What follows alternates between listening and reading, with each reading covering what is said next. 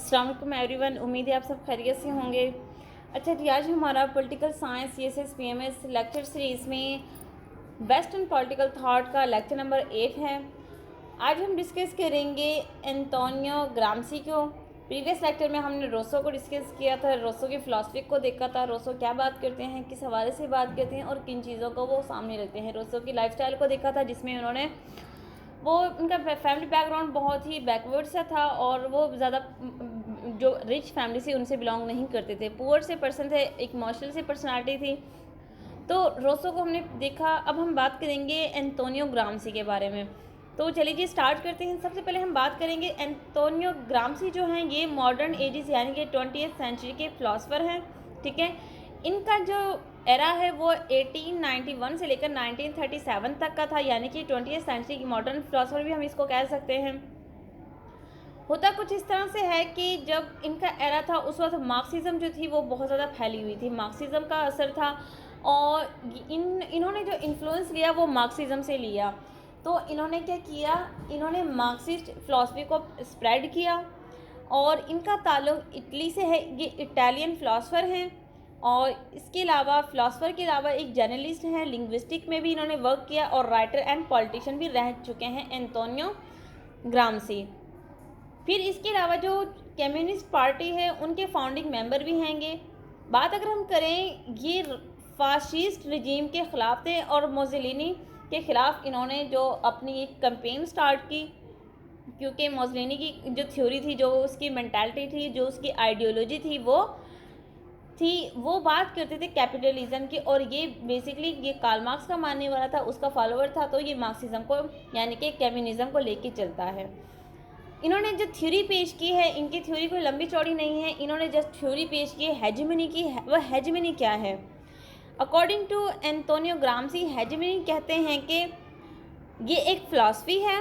ठीक है, ये स्नेल एंड मास्टर के दरमियान एक हेजेमनी होती है, like elite and poor people के दरमियान। हेजेमनी जो है ये डोमिनेट करती है क्लासेस को और इसको इन्होंने कल्चरल हेजेमनी भी कहा है। इसके अलावा अगर हम बात करें, ये कैपिटलिस्ट जो मेंटालिटी थी उनके ख़िलाफ़ बात करते हैं हमेशा। इसके अलावा ये कहते हैं give the theory of power and consent. अब यहाँ पे इस चीज़ को अंडरस्टैंड कीजिएगा, पावर एंड कंसेंट क्या है। पावर वो है जो हम रूल करते हैं और कंसेंट होता है मर्ज़ी होना। अब जिस तरह पाकिस्तान में हम देखें, पाकिस्तान में जितने भी लोग रूलर हैं, जो जितनी भी पार्टीज़ बनी हुई हैं, जितने भी अपर लेवल के लोग हैं, वो सब के सब पावरफुल हैं, वो सब के सब अमीर और एक एलीट क्लास से बिलोंग करते हैं। उनके पास एक पावर है जिसकी वजह से वो रूल कर रहे हैं। अब हम जो हैं, जो नेशन है, जो मैसेज है, जो पीपल हैं, वो क्या करते हैं, वो अपनी मर्ज़ी से उनको अपना रूलर सेलेक्ट करते हैं। जिस तरह 8 फरवरी 2024 में हुआ है, तमाम अवाम ने अपने वोट के ज़रिए अपने कैंडिडेट को सामने लेके आई हैं, उनको प्राइम मिनिस्टर बनाया है, उनको नेशनल असम्बलीज तक पहुंचाया जिनको वो लाइक करती थी। तो इस तरह से क्या होता है, कहते हैं कि जो पावर है वो एलीट क्लास की, हम उसको कह सकते हैं कि एलीट क्लास की विरासत है और जो कंसेंट है वो अवाम की होती है और फिर हम उनको अपने पर रूल करने की इजाज़त देते हैं, यानी कि वो पावर में आते हैं हमारी कंसेंट से। तो बात करते हैं एंटोनियो ग्राम्सी हेजेमनी की। हेजेमनी क्या है? पावर एंड कंसेंट है। ठीक है, फिर बात करते हैं, कहते हैं कि जो बिग फैमिलीज जो होती हैं वो रूल करती हैं ड्यू टू कंसेंट। उसके अलावा ये कंसेप्ट देते हैं political society versus social society. अब पॉलिटिकल सोसाइटी में क्या होता है, पॉलिटिकल सोसाइटी में वही चीज़ें आती हैं जो पॉलिटिक्स को रूल करती हैं, लाइक पार्लियामेंट है, इसके अलावा हाउसेज हैं, अपर एंड लोअर हाउस किसी भी स्टेट के। अगर हम बात करें सोशल सोसाइटी की, तो सोशल सोसाइटी में आती है नेशन एंड पीपल, लोग, यानी कि हम जो अवाम है वो सोशल सोसाइटी कहलाती हैं।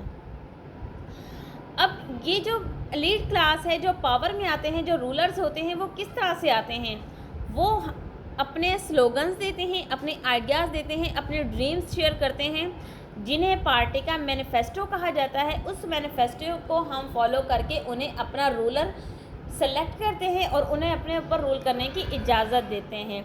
ये वो पार्टी मैनिफेस्टो होते हैं जो जिसको समझ में आते हैं वो उस पार्टी के अकॉर्डिंगली अपना कैंडिडेट सेलेक्ट कर लेते हैं। अब पीटीआई का मैनिफेस्टो अलग है, वो मॉडर्निटी की तरफ जाते हैं। नून लीग का मैनिफेस्टो अलग है और पीपल पार्टी का मैनिफेस्टो अलग है। तो ये तमाम चीज़ें ऐसी हैं जो किसी भी रूलर को अपने ऊपर रूल करने की इजाज़त देती हैं। इसके अलावा उन्होंने बात की सोशो इकोनॉमिक कंडीशन भी बात की है। वो कहते हैं कि एंटोनियो ग्राम्सी ने डिबेट की है, बाकायदा अपनी एक पूरी की पूरी डिबेट की तरफ लेके गए हैं, उसको थ्योरी की तरफ लेके गए हैं। सोशो इकोनॉमिक जो कंडीशन है किसी भी कंट्री की, वो कहते हैं कि तमाम के तमाम जो स्टेट है वो बेस करती है सोशो इकोनॉमिक प्रॉस्पेरिटी पे।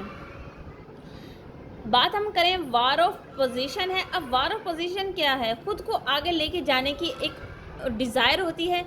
हर पर्सन चाहे वो किसी भी फील्ड से बिलोंग करता है, उसका एक ही ड्रीम होता है कि वो पोजीशन हासिल करे, और फिर जो वो एक कॉन्फ्लिक्ट स्टार्ट होता है लोगों के दरमियान, उसको कहते हैं वार ऑफ पोजीशन। हर इंसान अपनी पोजीशन की जंग लड़ रहा है। हर इंसान यही चाहता है कि मैं सबसे ऊपर चला जाऊँ, मैं बेस्ट से बेटर की तरफ चलाऊँ, बेहतर से बेहतरीन हो जाऊँ। तो ये वार ऑफ पोजीशन है। फिर ये बात करते हैं रूलिंग क्लास की। रूलिंग क्लास क्या है? रूलिंग क्लास जो पावरफुल होती है और वो हम पर रूल करती है। पुअर पीपल अपनी कंसेंट देते हैं, एजुकेशन लोगों में अवेयरनेस लेके आती है, और इंटेलेक्चुअल्स जो हैं वो सामने उभर के आते हैं। फिर मीडिया अपना रोल प्ले करती है, और education critic of materialism. Antonio Gramsci जो है वो क्रिटिसाइज़ करते हैं मटेरियलिज्म को, वो इसके सख्त खिलाफ हैं। फिर एंटोनियो ग्राम्सी एक अपनी थ्योरी पेश करते हैं, कहते हैं कि the class which seizes the material power also seizes the conceptual power of the ideas. ठीक है। अब एंटोनियो ग्राम्सी कहते हैं हेजेमनी जो है वो dominance of one on other, यानी कि किसी एक का दूसरे पे अपना डोमिनेंस रखना, अपना असर व सूख रखना क्या है? हेजेमनी है। तो हम कह सकते हैं अपने सिंपल वर्डिंग में, अगर हम कंक्लूड करें एंटोनियो ग्राम्सी की फ़िलासफ़ी को, तो सारी की सारी फ़िलासफ़ी बेस करती है हेजेमनी पे। हेजेमनी दो क्लासेस के दरमियान होती है, upper class and lower class. Bourgeois यानी प्रोलेटरिएट क्लास और बुर्जुआ क्लास, ये दो क्लासेस होती हैं जिनमें हमेशा टसल पाया जाता है, कॉन्फ्लिक्ट पाया जाता है। तो ये थी हमारी थ्योरी एंटोनियो ग्राम्सी की। नेक्स्ट वीडियो लेक्चर में इंशाल्लाह हम डिस्कस करेंगे अपने नेक्स्ट फिलोसोफर को। तब तक अपना ख्याल रखिएगा। जज़ाकल्लाह, अल्लाह हाफिज़।